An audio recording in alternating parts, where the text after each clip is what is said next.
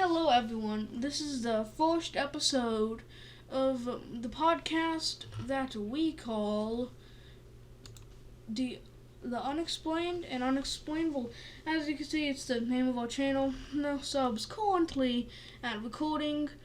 And what we're going to do here is we're going to talk. Me and B are going to talk about B's initial, and D is going to be my initial. So that is what you're going to call us, and we're going to call each other for the podcast.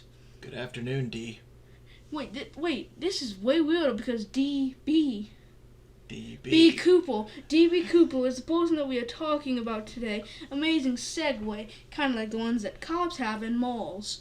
And how we're going to work, as I was saying earlier, is I'm going to start off with what I have for my research, and B is going to do what he has in his research. So basically, I'm going to start off with my research now. On Wednesday, November 24th, 1971, the day before Thanksgiving, a man named D.B. Cooper bought a $20 ticket for flight number 305 from Oregon to Seattle, Washington. Dan was described to be in his 40s with a business suit, an overcoat, white shirt, and a black tie, briefcase, and a bag.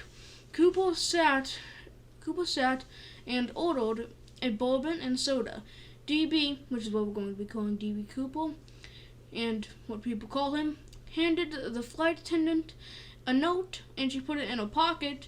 But then DB said, "Miss, you better look at that note. I have a bomb." Then DB said, "It was in case." Then DB said, then DB opened his briefcase. Sorry, having trouble humaning languaging today. DB opened his briefcase, and showed what was inside to her. What was inside the briefcase was a bomb. Then DB asked the flight attendant to write everything down, she said, in a notebook, and take it to the captain, saying he wanted $200,000 in cash, $20 bills only, also 4 parachutes, and also the note contained the words, "No funny stuff, or I will do the job." When the flight landed, he let passengers out in exchange for the money, and the plane took off for Mexico City. In the second half of the flight, he put on sunglasses, took off his clip-on tie, and at 8 p.m. DB jumped out of the plane, never to be seen again. There's some question as to whether or not he survived the jump. They've looked for D.B. Cooper for, 60 years? Something like that? 49 years. 49 years. It's been open for 49 years, but closed in 2016. So since 2021, you do the math, because I'm bad at math. And, some people think, or the FBI's official story is that he didn't survive the crash. So what do you think about that? Do you think that he really didn't survive, or do you think they're just making that up to save face? Personally, I think he survived because they want the public to think that nothing like this could happen again, but it probably would, because, Why do you think a situation or a story like this has become so popular? People have been talking about D.B. Cooper now for, over 40 years. Why do you think it's been such a popular topic that people want to talk about? Well, I think it's because he was never found. Like, no one knows what's happening. It's really mysterious, and he's kind of a cool dude. He ordered a bourbon and soda and had sunglasses. The only not cool thing about him was he had a clip-on tie. Well, it's weird because... And Loki. Yeah, Loki very much repopularized this. It was about to die. So you probably you've never been on a plane, back in the 70s, obviously, because you're 11 years old. Yeah.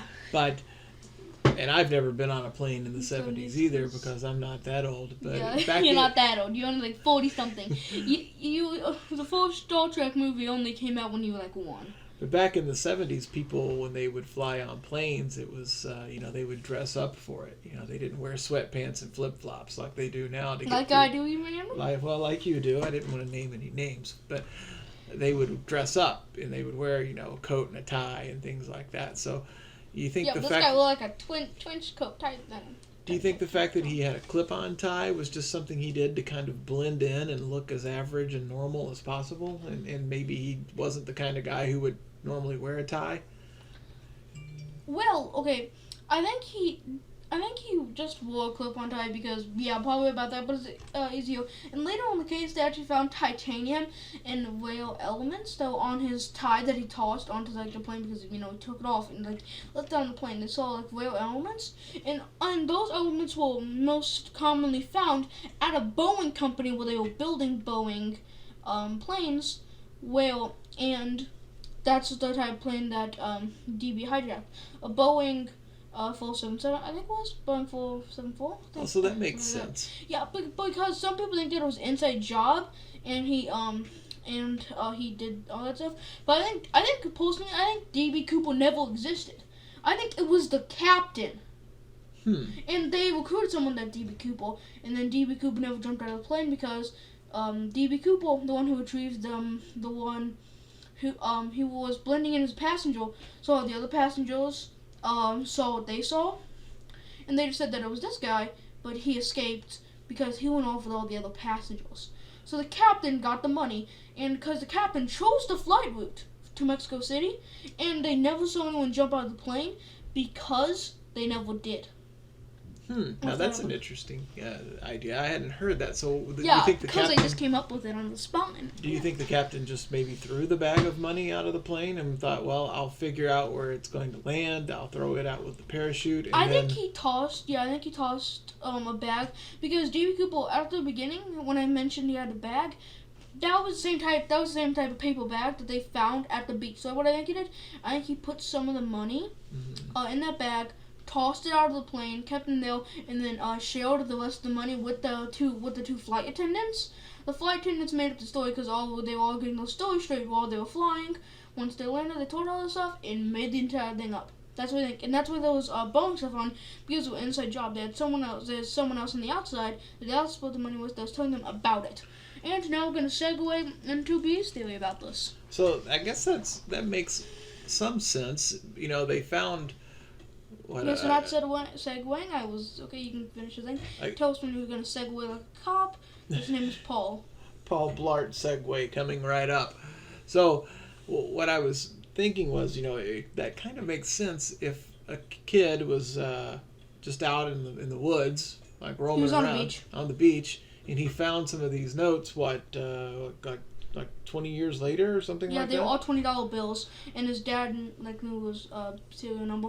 So maybe, they just... This was still in the 19th century, by the way. It wasn't like that. It wasn't in 2016. I always thought it was weird that he asked for 4 parachutes. And You've never heard of him. You literally told me right before this podcast you had no idea about him. So I've studied D.B. Cooper for most of my life, as you know. I have an advanced degree in D.B. Cooper studies. You're loyal. From the D.B. Cooper Institute. And I thought it was weird that he had 4 parachutes, that he wanted the money and he wanted 4 parachutes. Because he's only one guy, and there's no one else on the plane with him except for the captain. What if your brother was D.B. Cooper? I don't think my brother's smart enough to be D.B. Cooper. He probably couldn't even figure out how to get the airplane door open from high altitude. But and he wouldn't even. He probably would have got caught. To be honest. But have you heard any theories about that? About why did he ask for 4 parachutes? He asked for 2 front parachutes and 2 back parachutes. Right, so that makes me think maybe he was just going to throw the money out and attach the parachutes to the big, to a big bag of money and throw it out. And then come back. Yeah, but they would have saw the bag and the parachute being falling out of the sky because the bag was like brownish, and they would have saw that in dark sky. They would have saw like a brown spot going in dark sky. Well, because there was like 5 or 4 planes following that plane. Well, they would have seen the man jump out too, then, though, right? Yeah, but as you know, he was wearing black clothing, and he probably would have the money in the briefcase that the bomb was in. So why wouldn't he just put the money in the briefcase and then wrap it up in his black clothing and then throw it out with the parachutes? That would be smart, but like I said, the captain would probably that. But what I think is, why would he toss out? Because they wouldn't, back then they didn't have Google Maps or anything like that. They wouldn't have no idea where to revisit to grab the money.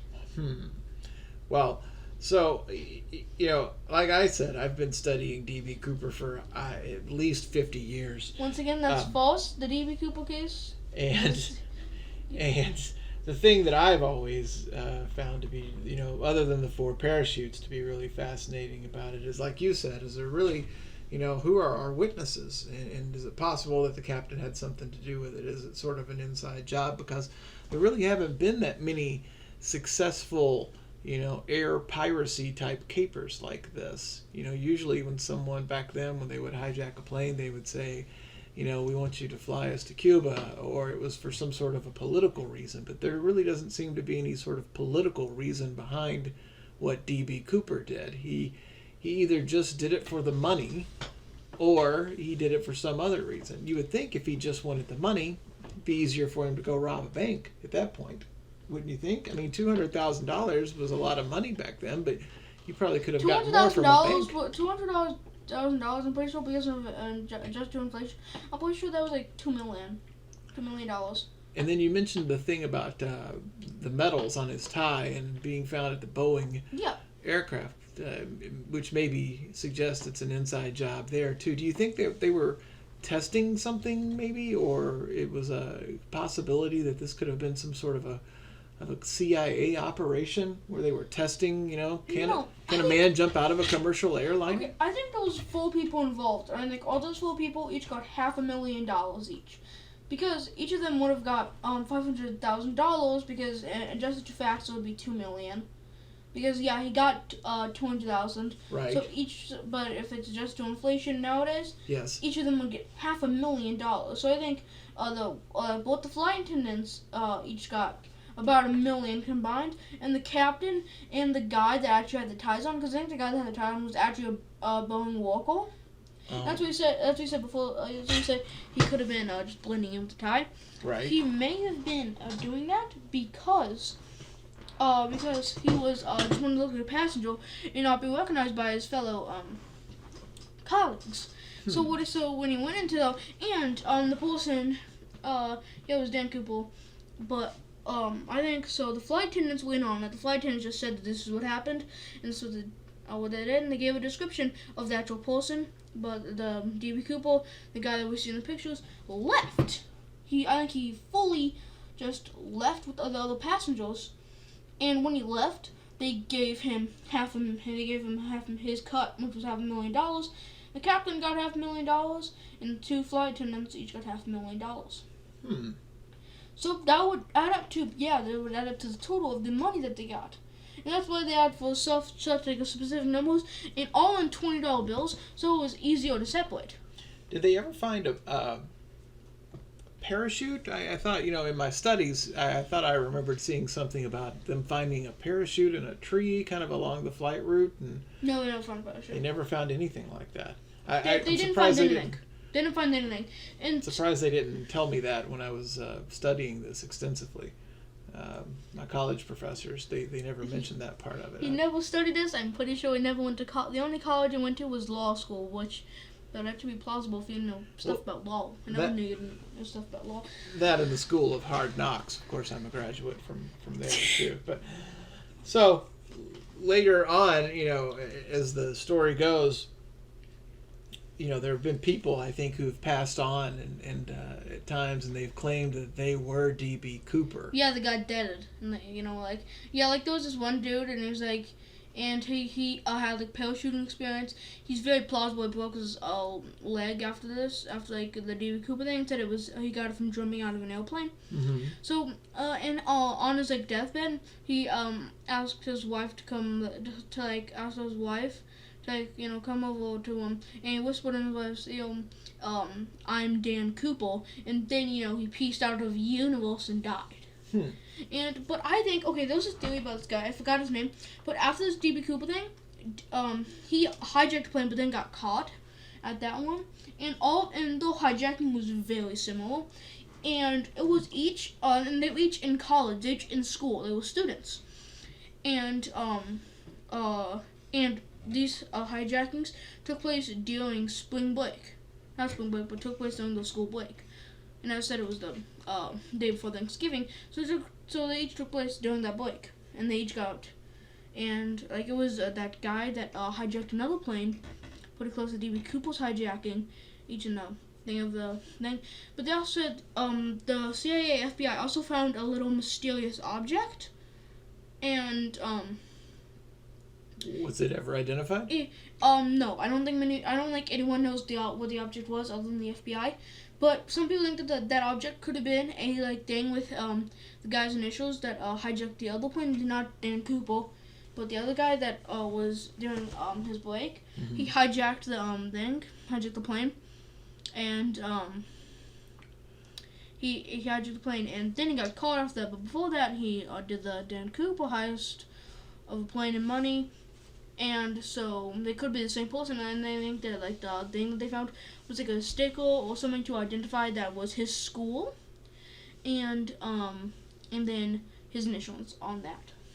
Well, they also found I recall about 7 years after this that they had found instructions on how to like open the door of a 727 and lower the lower the stairs. It's something that you would need if you were going to. I haven't heard about that actually. Jump out of the plane, and so they found that like in Washington. Okay. Deer hunter found it just kind of laying on a logging road at some point, and they thought maybe that was something that flew out of the plane. Here's the thing.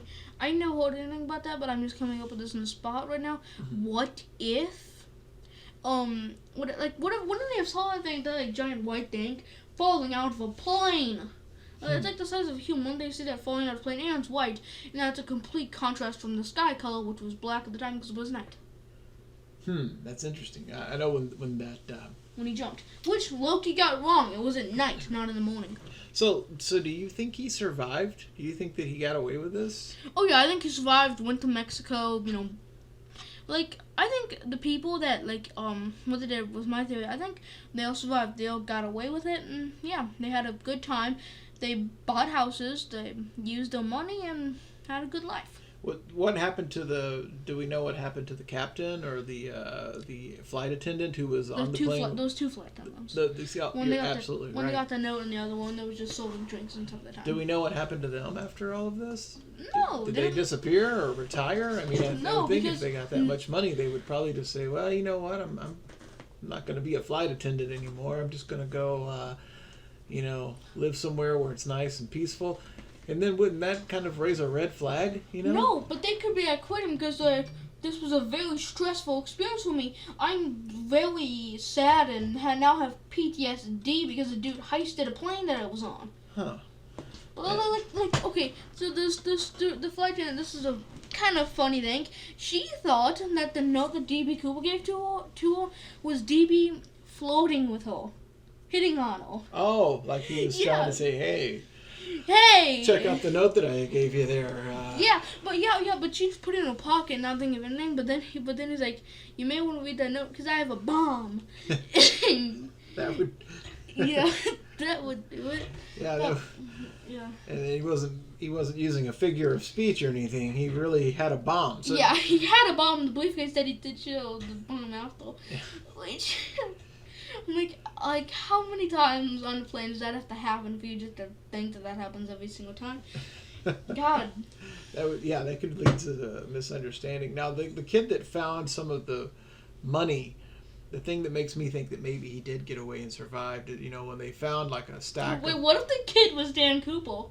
Oh, that would probably be impossible based on the age. But that kid that found the money, the packets that he found, apparently there were some missing bills from those packets. Yeah, it was And they couldn't really explain how that would happen. It was just a bunch of $20 bills. Yeah. Because he said, as he said, exclusively in $20 bills. So maybe you think they were dividing it up and they just dropped some of them, and that's why that kid was able to find them. They just they didn't fall out of the plane, maybe, but they were getting moved from somewhere, and they dropped them. Or maybe the passenger. Or maybe they forgot to give the passengers his thing, like the DB Cooper, which I said was pretending to be a passenger and went out with other passengers. They forgot to give him his cut, so they just called him up and said, "Oh yeah, we're gonna drop it out of the plane here. You come over here and get it over this beach." And then they just dropped it, in the bag because that was a bag that said DB actually had. Huh. So they could have dropped it and said, oh yeah, it's in that bag that you had that you said you'd have just in case we forgot. So yeah, we're just going to drop it out in that bag on this beach. And yeah, you come and get it. And then they took the cut and left, and then the kid found it before DB. That's interesting. That is very interesting. So what do you think? What do you think it all means? I mean, people have been talking about this for years. They really have never figured it out. It's a big unsolved mystery. I think it's kind of a folklore type deal, right? At this point, people, even though this is a guy who threatened to blow up a plane with a bomb and he stole a bunch of money, it seems like people are still sort of, cheering for the guy. They're saying like I think he got away. I think he pulled it off. Why do you think people would do that for a guy that did something that's illegal? It's a criminal act. Why would they be on his side? Well, because with our society, okay. So, then, what was your favorite scene in Batman: The Dark Knight? What was your favorite scene out of the beginning scenes? Was it one of the Joker? What out of these two? What was the one that the Joker did the heist, or was it any of the Batman scenes? Probably when the Joker did the heist. Yeah, we like heists so much that now we root for the criminals. Have you ever like watched like that heist and been like tense that like Joker or like one of the other goons would get shot by that guy with the shotgun and all get killed? Would we ever like tense that would happen? And if that would happen, you'd be sad, right? But you're rooting for the criminal because they did something that society thinks is so cool. And so, what do you think? So, what happens when you cross society with a mentally ill owner? You get what you deserve. Reference to Joker movie. If any of you seen it? But what if he had stolen this $200,000 from you? You wouldn't be cheering for D.B. Cooper then. You'd be like, I hope they get that son of a gun, D.B. Cooper, because he stole all my money. No, I jumped out my window and hunted myself. Well, so there you go. So you wouldn't be cheering for him either way, right? Yeah, because we just think like in the movie The Town when they do the heist and Payday 2, and all that stuff, and like the cutscene in Payday 2, we're like, oh yeah, break this dude out of jail, keep heisting. Oh, that guy that knocked on the door, that make sure he didn't get it. Yeah, bleach the entire place. We like heists because we like stuff that looks cool. And that could have been why D.B. Cooper put on the sunglasses, because that looked amazing, and why he ordered the bourbon and soda, because that's just cool. And that's to get press on him. And so people would cheer for him, and if some people thought they found D.B. Cooper, it would be a higher chance of them being like, not telling anyone that they found D.B. Cooper, because he's like a myth. He's like Cthulhu.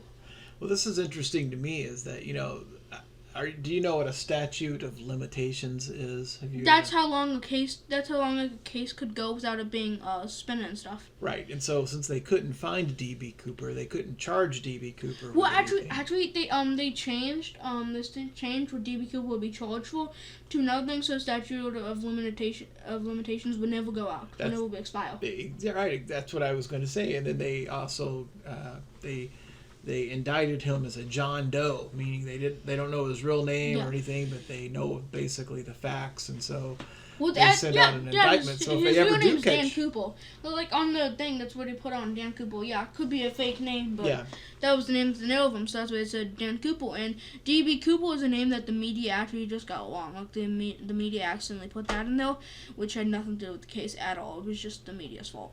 So technically, right now, there's a guy out there who's got these charges already against him. So if they did find him, they could put him in jail. Or it could be a bone impaled on a tree right now, because he jumped out of a plane, lost money yelling "Spring Break," and got impaled by a tree. Well, if he was alive now, he'd be about 70 years old or so, probably about the age of Grandpa.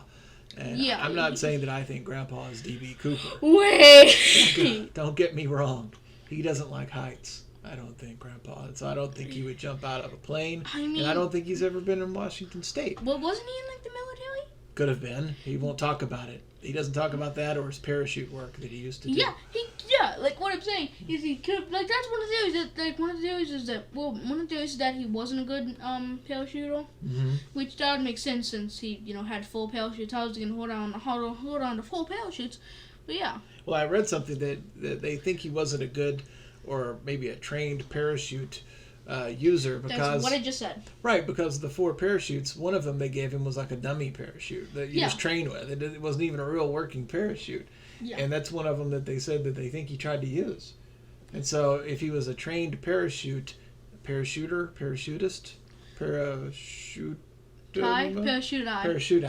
then he would have probably not used the dummy parachute or the training parachute because he would know better. But they said it was clearly marked. Like if you knew anything about parachutes, which I am sort of an expert on parachutes myself. No, you're not. You're an expert on law. It would have been very obvious to him, and so he wouldn't have chosen that one. So, what else do you think we've learned here about D.B. Cooper? Do you think he's still alive today? Do you think he's still out there somewhere? Yeah, I mean, Dad, it could be unable. I don't know. Could be Bob. Could be Bob. Maybe we should look into that. We have a neighbor named Bob for context. And we should probably report him to the authorities, just to be careful, just to be safe, I guess. Yep, and there was a crime in our neighborhood. Remember the Asian dudes that got robbed? Well, yeah, that was a little different. No airplanes were used. No airplanes were used. They didn't parachute out of the sky into the house and went through the chimney Santa Claus style. So it doesn't really fit the pattern of D.B. Cooper. No one hijacked an airplane. Those guys don't have claustrophobia. And if you don't know, claustrophobia is the fear of Santa Claus. Okay, that doesn't sound right. I'm not sure. We'll have to check that out on Wikipedia. It's a SpongeBob reference, okay? So we've been talking about D.B. Cooper here for just about 30 minutes. Is there anything else you want to say before we, I guess we're going to sign off here on the first ever episode of the Unexplained and the Unexplainable podcast with D and B talking about D.B. Cooper. We didn't do that on purpose, by the way. We didn't do that on purpose. We just scrolling through BuzzFeed Unsolved videos and found one of them like that. We literally figured out that we did that about 5 seconds into the podcast. Yeah. In the podcast, wait, D.B. Cooper. My first initial is D. Your initial is B. Maybe we're D.B. Cooper. Oh my God. You never know. Okay, well, tune into the next podcast. I have no idea what it's going to be about, but, I mean, you just got to see on the next podcast. I don't know if the next podcast will be tomorrow or if it will be next Saturday. I haven't really designed a date for these to come out yet, so whenever this is coming out, it will probably be that same day next week. Hit that like and subscribe button if you enjoyed this podcast. Isn't that what you're supposed to say on these things? Well, yeah, but then you're going to come off as just do this. You're going to come off as that's all. You really want to say every couple episodes because then... Well, this is the first episode, so we haven't said it yet. So hit that like and subscribe button if you want to hear more about the Unexplained and the Unexplainable. Ring the notification bell. Hit every single button. Hit the join button if there's a join button. I don't know. We haven't got that set up yet. Just don't hit the dislike button. The dislike button is a bad button, and we don't like bad buttons. Tune in on the next episode. It will be pretty soon. I don't know. Could be about Bigfoot. Could be about another true crime. And this is going to be supernatural and true crime. Goodbye. We're signing off. I'm D, and he is... B. And we're going to see you next time. I've just said that multiple times, but bye.